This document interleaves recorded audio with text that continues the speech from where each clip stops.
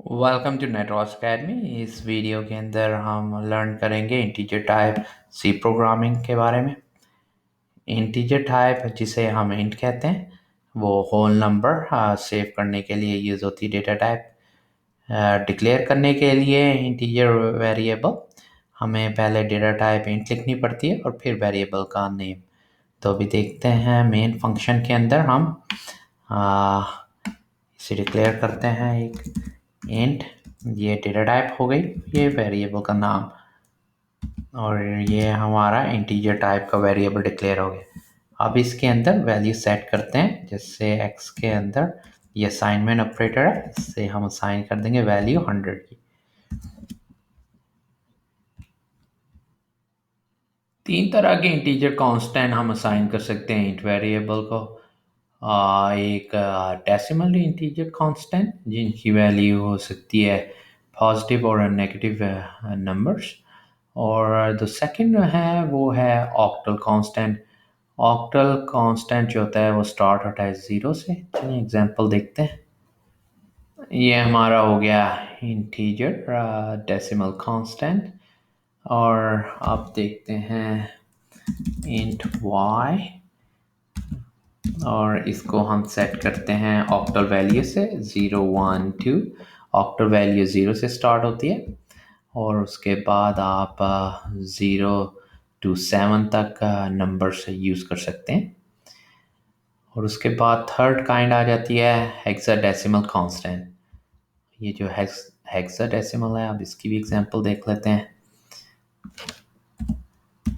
ये हमारा hint z variable और z में रख लेते हैं।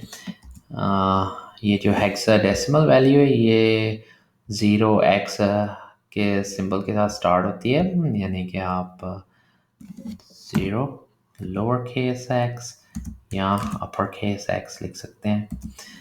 तो उसके बाद आप सिंबल यूज़ कर सकते हैं 0 to 9 डिजिट्स के, या upper case A to F तक। तो ये हम यूज़ करते हैं। इसके बाद हम A लिख लेते हैं। ये वैल्यू भी आप इंटीजर वेरिएबल में रख सकते हैं।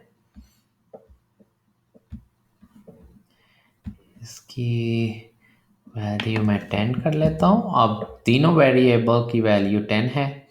ये ऑक्टल में है, इसका डेसिमल वैल्यू 10 है, और ये हेक्साडेसिमल है और इसकी हेक्साडेसिमल का डेसिमल वैल्यू जो है वो भी 10 है।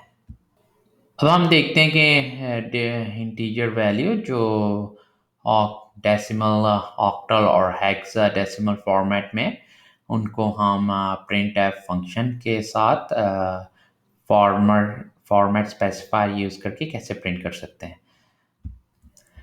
So first we are going to print the decimal value.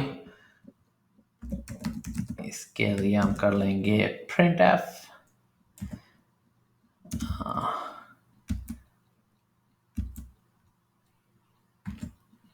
और ये हो गया हमारा डेसिमल को प्रिंट करने के लिए परसेंट साइन d यूज कर लेंगे। फिर उसके बाद हम प्रिंट करेंगे ऑक्टल, और ऑक्टल के लिए परसेंट साइन o, और फिर उसके बाद हेक्साडेसिमल हेक्स वैल्यू को प्रिंट करने के लिए परसेंट साइन और x चाहे लोअर केस में या अपर केस में आप यूज़ कर सकते हैं, और फिर आगे इनकी वैल्यूज़, फिर उसके बाद कॉमा के साथ सेपरेट करके x की वैल्यू प्रिंट कर लेंगे, फिर y की जिसमें ऑक्टल है और z की जिसमें हेक्साडेसिमल है, और फिर इसको रन करके चेक कर लेते हैं कोड को। ये वैल्यू प्रिंट हो गई हैं, ये डेसिमल में है, ये ऑक्टल और ये हेक्स में। ये नेटवर्क अकेडमी चैनल को सब्सक्राइब कर लें और थैंक यू, और वीडियो को लाइक कर लें।